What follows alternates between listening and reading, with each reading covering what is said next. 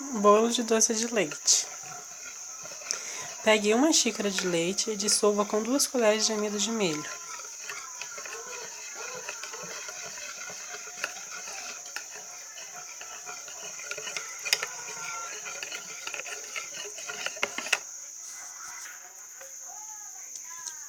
Acrescente o doce de leite e 1 colher de manteiga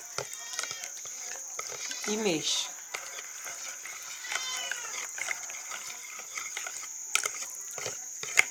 Até o doce incorporar completamente.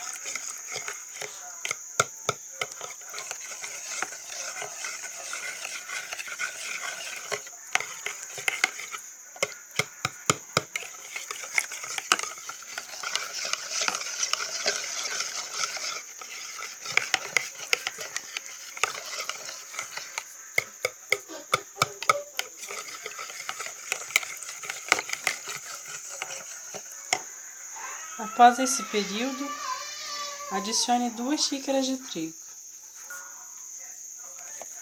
e mexa.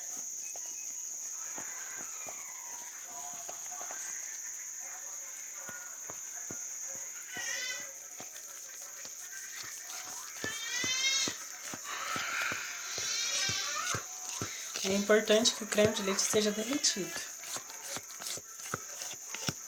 para também pôr no meio.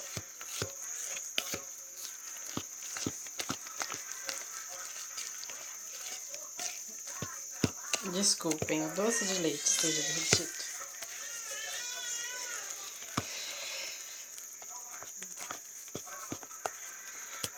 Acrescente 1 ovo e meia xícara de açúcar.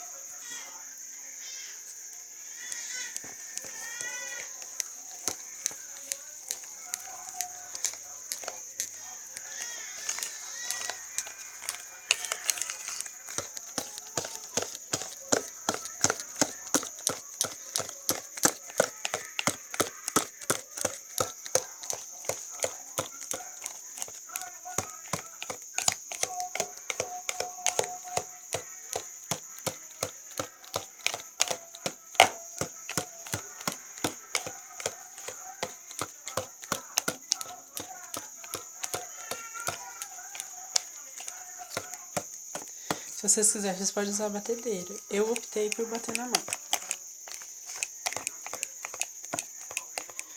Bom, como vocês estão vendo, a massa está quase bem homogênea.